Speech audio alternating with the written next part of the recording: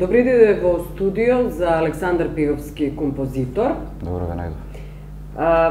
Што е поводот на овој разговор? Вчера објавивме дека еден од најпопуларните турбофолк пејачи, Харис Џиновиќ, не знам дали од Србија или од Босна, не е важно, учествува во како дел од програмата на Битолско културно лето, што е за прв пат во историјата на оваа манифестација и што и предизвика прилично реакции и од страна на публиката, од експертската јавност. Објаснувањето на администрацијата во Битола беше дека од прагматични причини, кога воопшто не даваат пари, за разлика од, например, некои општини Прилеп, кои ги покануваат Северина, Цеца Величковиќ, Цеца на Аркан и слични турбофолк пејачи. Кој е вашиот коментар на... Освен прагматизам нема ништо друго во тоа. И тој прагматизам не би го мешал со зборот култура. Не може во една институција што носи во себе термин култура да се поврзува со Харис Џиновиќ од дидактичка, од идеолошка, од каква сакате причина. Погубно е и за генерациите кои што доаѓаат и за овие што сега се у развој, бидејќи култура е основа на една држава. И ако за едно дете култура е Харис Џиновиќ, тоа е по мене поразително. Апсолутно поразително. Јас сум свесен за нивото на... Да не должиме сега како настанал турбофолкот, резултат нели на таа миграција која се обидува да го зачува тоа што го донела, ама во исто време и да може да се инфилтрира во градот, па да го достигне, ама да се наметне, тоа е малку конфузно. Да поларизира политиката на Милошевиќ, да... Така е, тоа е генерално нели еден... Тоа е како процес секаде во светот присутен, меѓутоа станува збор само за различни нивоа и менталитети. Са нашиот е тој турбофолкерски. Меѓутоа, додека Цвицка оружјето во Милошевиќева дури и во најголема светска криза да се наоѓате, не смее да се дозволи на институција државна, која што го има името култура, да има било каква соработка со Харис Џиновиќ, освен ако не станува збор за перформанс, зборам во една концептуална смисла, кога имате некаква си поп-артистичка постапка, каде веќе има некаков контекст, меѓутоа овде јас сад не знам, ама се надевам дека не станува збор за никакво кокетирање или некаква артистичка геста, туку станува збор за, ете како што кажавте, прагматични разлози, што е по мене па страшно е, језиво е. Добре, тоа што го има, тоа се решава со она што го викаме укаль-искаль, нели? Можеш да го гледаш или да не го гледаш. Меѓутоа, кога тоа доминира, кога ти гледаш дека тоа на ниво на култура е толку доминантно, да треба твоите деца, твоите следните генерации да се помират со тоа, дека тоа е дел од културата, тоа е погубно. Не само за оние кои што се бават со култура, него за сите граѓани. Тоа не е, тука воопшто не ме интересира никаков финансиски исход. Воопшто е тотално небитно. Така да, и навредливо да се мисли на финансиските мотиви заради кои би... Па да, затоа што влегуваме во една зона у која нема назад, знаете, тоа е како после тоа ќе убедите некој кој што ќе иде на тој концерт дека тоа нема врска со култура, ќе ве гледа како будала, така? Да. Тоа се многу битни нешта кои што мора да се воспостават на сам почеток, бидејќи пак ќе кажам, секаде постои тоа, но разликата е во тоа каква основа имаме ние, Србија, нели, а каква основа има Енглеска. Тоа се суштински разлики. Иначе секаде имате све што има и кај нас. Не е тоа дека Македонија прво не го измисли тој турбофолк, тоа е настанат нели таму Босна, Србија, така што ете. Да се забавуваат широките народни маси, да се мобилизираат и идеолошки, додека веќе кажав дека Цвицка ловеше. Па широките народни маси и да заборават на војната, на страдањата. Од секогаш се, да, они се од секогаш манипулирани, мислам, они се тие кои што се практично, меѓутоа и тука мора да постои граница. Значи и во таа манипулација со народните маси мора да постои пак ќе кажам, од дидактички причини. Но, во една ваша изјава околу турбофолкот, велите дека сте против било каква забрана, заради тоа што секоја забрана го стимулира всушност самото забрането нешто, тоа е послатно се разбери, сте против било каква цензура. Па да, заради тоа што забрана прво е одлика на режим. Секој режим се бави со забрани. Значи, забрана во сам старт, тука не алудирам на никој било каков светски, зборам за јас сум против забранување, во стилот на Лестер Кроули да се изразам. Значи, забраната е најопасната појава што постои, особено за човек во развој. Како има една па и држава во развој. Фраза вели во времето на Сталин, во Сталиновото време, ниту една книга не била со грешка заради тоа што односно сите биле без грешка заради тоа што и апсолутно го стимулирате тоа кое што е забрането пута 100. Тогаш него што би било кога би било дозволено. Земете на пример Холандија. Јас каде што се декриминализирани лесните дроги. Јас мислам дека тоа потхитно треба да се направи и овде. Мислам дека истото и со проституцијата, бидејќи во тогаш ја мислам дека ќе се случат многу олеснување на сите полиња. Дека тоа е на пример, тоа се одредени нешта за кои сметам дека се уште ние во Македонија немаме проблемот со хомосексуалците исто кои што се сметаат за болни, што треба да се лечат и така натаму. Тоа се све општествени пропусти, мислам пропусти на народов, едноставно немаме култура и не сме дошли до тоа ниво за да можеме да имаме било какво разбирање дека хомосексуалноста на пример постои од кога постои човек, а имала еден прекид во својата историја за време на крстоносните војни, но тоа не значи дека не била никад. Па што е античка Грција, така, па што е, значи, не е тоа од сега. И сега тоа е страшно навредливо, страшно фрустрирачки кога вие хомосексуалците ги омаловажувате на тој начин. И еве конечно видите што се не само омаловажувате, туку повикувате директно насилство и се случува насилство. Еве јас знам за една прича дека Лурид се обидувале да го лечат на пример неговите родители, замислете, и направиле катастрофален, меѓутоа да не одолговлечувам. Тоа се сега фази во општествата кои што треба да доаѓаат со зрелост. Мислам треба да помине време и зрелост за да се дојде до таа свест. Али со Харис Џуновиќ нема да се деси тоа, сигурно. Да. Околу кога сме веќе кај турбофолкот, во март излезе ваш албум. Името е Фиром Реквием на албумот и прилично провокативен наслов. Што сугерирате? Која е пораката? Знаете како идентитетот е мртов, дека македонското име е мртво? Не е воопшто провокативен, ја би рекол поетичен.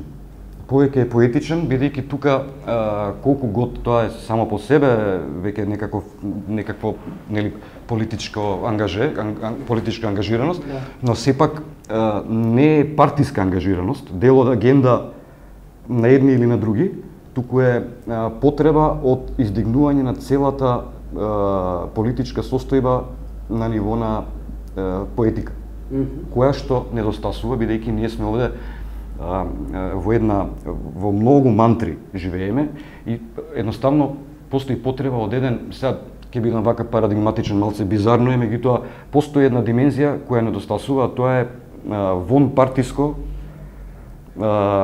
соочување со она што ни се случува, вон партиска критика кон она што ни се случува, бидејќи секоја поделеност партиска е било какво или препукавање или едно зло раѓа ново зло и тоа е бескраен процес. И сега јас со овој албум, да го наречем, со првата композиција, имено целта беше достигнување на едно ниво кое воопшто не се бави, значи, со она третирање дневно политичко, кое што ние го имаме секојдневно, нели, него е една поетска интерпретација на таа мантра која ние живееме, наречена 2014, знаете. Да. Целиот албум е наистина ремек дело, но Скопје 2014, односно песна, композиција наречена одбројување, е прилично интригантна. Изгледа како заликува на некој хорор филм со тоа одбројување, текстот е на Мирко Попов, така? Да. Одбројување на проектот 2014, можеме малку да слушнеме дел од таа композиција. Да. Parliament, upgraded with a new floor and dooms.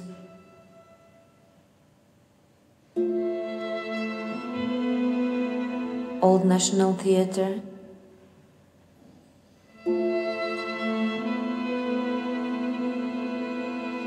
The new headquarters for the financial police.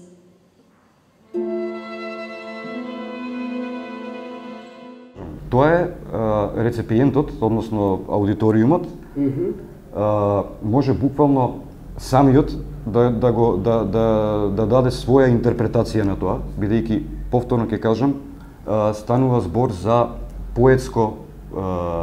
поетски третман, поетска интерпретација на целата таа состојба.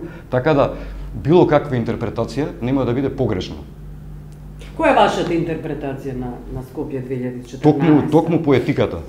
Токму поетиката е, бидејќи јас сум дел од тој цел процес Скопје 2014 како скопјанец. Јас имам има нешта со кои не можам да се помирам, има нешта со кои ми е гајле, значи сите сме ние дел од тој процес и јас мојата потреба за делување е различна од онаа која што е активистичка, ако ме разбирате, која е главно поделена на две струи на делување и сметам дека таа едната струја која што делува, дека треба да биде поубедлива. Тоа го зборевме и претходно пред овој разговор, дека политичките активисти кои се бидејќи опоненти на и постои суштинска разлика помеѓу активизам и партиски активизам. Значи тоа мора да се расчисти најнапред, бидејќи партиски активизам е агенда што треба да се одработи. Сега, активизам сам по себе предпоставува и анархизам. А анархизам без жртва нема. Значи за да биде тој активизам убедлив, за да биде тој вистински активизам, тука не сме да се прочита одредена агенда, нечив пиар на делување, не смеа да се прочитаат лицемерни, опортунистички разни ситуации, туку напротив, тоа е жртва. Револуција нема без крв, без жртва, така? Погледнете Атина. Тука нема, значи ако нешто се случи, тоа горат контейнери, гори градот. Што значи дека тука јас лично правам суштинска разлика. Дали е партиски активизам, не е битно која партија, или е активизам кој што доаѓа од анархоидни побуди кои што имаат во себе и една мала блага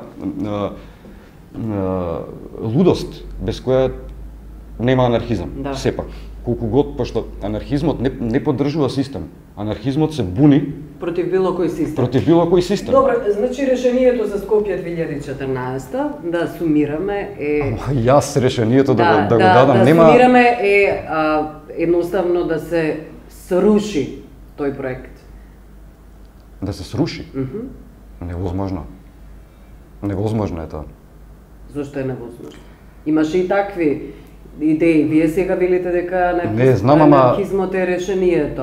Апсолутно. Револуција без Ја го земав анархизмот како го земав како пример за тој не мора да биде секогаш деструктивен. Ја дадов примери кога револтот и тоа што треба да се каже доаѓа од искрени побуди.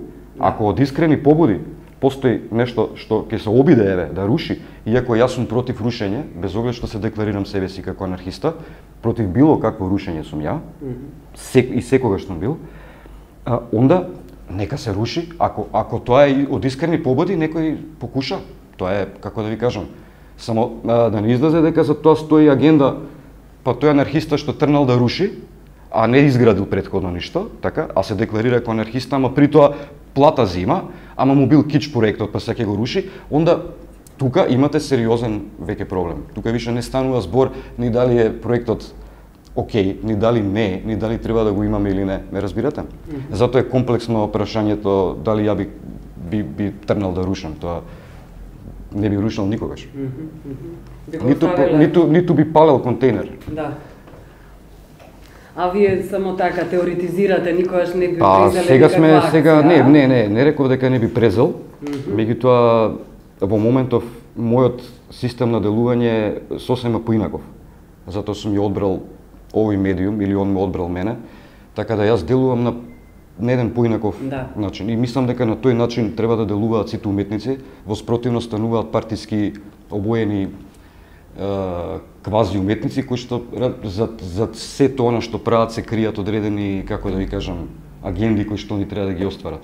Под етикета арт или Па не, прилично сте гласен и во вашата политичка ангажираност. Не е точно дека само делувате преку вашата уметност. Имаше едно писмо до Сојузот на композитори упатено токму од вас, тралалајка за кучни помошнички, повредно од една симфонија. Тоа е насловот на Но тоа е писмото. повторна одбрана на еснапот. Да. Свој. Значи, да, тоа е дел од начинот на моето делување, нели? Еден од ретките уметници сте што го кренал гласот. Зашто, всушност, која беше вашата реакција? 20.000 евра, реагирате кога ќе биде доделена Songwriter, кој добива прва награда на Скопски фестивал. Тука станува збор за естетски бунт. Ова е многу битно. Не станува збор за никакви, воопшто тоа суми не ме интересираат. Да, Тоа се да. сумите се парадигма за Да. одредени, значи проблемот е што јас се бунам што естрадата и културата се ставаат во еден кош. Ева каде бидам краток. Значи една ствар е естрада, друга е култура. Они се немаат допирни точки. Они може на моменти некојаш да се спојат во одредена на некое ниво празнично, на некој, Да. меѓутоа во суштина они се две различни нешта, бидејќи не можете вие под култура спаѓа, не знам, Петрема Андреевски, кој што стално го давам за пример, така? А во естрада е Тоше, Бог да го прости. И сега они се на исти мост. Ја со тоа имам проблем. Или Лазар Личиновски. Или Лазар Личиновски кој што е од спротива, бидејќи јас тука имам проблем, не заради тоа што го девалвирам. Воопшто тоа ниту имам зашто, ниту едноставно сметам дека секаков 100 споменици на Тоше Проески се супер да се направат и дури споменикот на Александар Македонски да беше Тоше Проески ќе супер, може и боле, супер ќе беше стварно. Ама мислам дека контекстот е проблем. И тоа ја јасно го кажувам. Значи тука не оставам простор воопшто за манипулација, дека имам некакви замерки или сум циничен према починат наш, нели, многу битен пеач. Па како не, таман работа или за, не знам, за одреден било кој артиста или станува збор за контекст. Нема ни љубоморани, ни зазирни, тоа општо не е мој поле на интерес. Бидејќи остава трајни последици. Затоа што не е исто Моцарт и Тоше Проески. Тука е проблемот. Владо Јаневски е назначен за Тоа е истиот проблем, за например. амбасадор на култура. Па тоа е исти проблем и тоа е споменато исто тука. Да, споменато е во писмото. А и Симон Трпчевски е амбасадор на култура. Како може сега Милчо Манчевски, Симон Трпчевски и Владо Јаневски да бидат едно исто? Да. Еве, возможно ли е? Не е возможно, затоа што не е исто. Едноставно, не мора за нив тројца да се фаќаме, како да ги анализираме сега нивните дела. Едноставно, нема допирни точки. Културно наследство е нешто сосема друго и тоа се создава. Културното наследство се создава во тој домен култура. Значи, сектор култура создава културно наследство. Она кој останува. Затоа не важат тука аршини на еден концерт на класична музика или современа, па поготово класична музика, секаде ќе доаѓаат 15 души. И у Њујорк таму доаѓаат 15 души. Не идат као на регуларен концерт у Карнеги хол. Да. Нели? И тоа е нормално. Тоа не значи дека посетеноста укажува и на вредноста на Спори за самата таа квалитетот, да. и не може резултатот да се види одма од таа уметност сега. Да. Тоа е клучна разлика, бидејќи тие ствари што се прават добиваат смисла после поминато време и тогаш они стануваат културно наследство, така? И богатство на држава. И токму поради тоа Да. културата ги поддржува нив, затоа што они не можат да бидат самохрани како естрадата. Они не можат у клуб да оди, нели, со гастербајтери у Германија и да заработи или да свири по кафичи или да биде пуштан на радио 200 пати на ден. Не може да го пушташ ти Јаник Стенакис 200 пати на радио на ден. Не може. Токму поради тоа културата од секогаш е стимулирана од државата финансиски со разни тие синекури и така натаму, за да се создава тоа културно наследство. Значи сликарство, филм, музика и така натаму. И се не можеш ти да му кажеш на композитор, знаеш што, тебе ти доаѓаат 10 души, никој не ти ја купува музиката и сега ти цркни. Нема да му дојдат нормално, нема никогаш да напуни сала како што ќе напуни еден поп артист. И тоа е јасно. И токму поради тоа нема логика државата да финансира поп култура. Ме разбирате? Да. Дури и обратно треба. Поп културата треба да плаќа данок на државата, заради тоа што она заработува и е самохрана. Така е барем. Да. Како велите, доколку во оваа земја музичкиот живот продолжи на овој начин, со сигурност ви уверувам дека таа ќе пропадне. Па затоа што се повикувам на Платон, каква ти е музиката, таква ти е државата, така? Дека треба да се следат законите на музиката за да имаме поточно на хармонијата, за да имаме совршена држава. Од Соком имаше вести дека имало восхит за вашата храброст, на која сте се обратиле до јавноста пред се, за слушне и Министерството за култура. Ги слушнале вашите критики, сугестии? Веројатно ги слушнале, да, не знам, веројатно да. Немате никаков контакт? Соком го прифати ова писмо. Сојуз на композитори. Да, Сојуз на композитори и едноставно го имале некој состанок на кој се сложиле сите со овие ставови и они реагираа на ниво на институција до Министерство за култура. И? Со истата реакција. Има еден исход, едно померување, а тоа е дека класичната музика доби субвенции. Значи, доби субвенции во смисла постојат конкурси најлегитимни, каде музички дела се пријавуваат и тие што ќе бидат одбрани се наградувани финансиски. Повторно е разликата огромна. Зборам за финансиска на релација естрада и класична музика, меѓутоа еве сега на пример прв пат се финансира па класичнава музика. Иако се разликите во наградите огромни парични со естрадата. Кои се разликите, може да ги кажете? Па 5000 евра е прва награда за симфонија. До 15 минути. Остануваат 20.000 евра за Скопски. Да, колку што знам, остануваат 20.000. Сега знаете како, ја повторно пак ќе кажам, не се воопшто проблем парите. Проблем е само системот на вреднување. Парите се некоја као, не знам, некој репер кој што ни кажува што е повредно од што. Така, иначе музика не се мери и воопшто уметност со пари колку кошта, така тоа е многу неблагодарно да се збори, меѓутоа како став, како однос, реципроцитетот е тој. Да.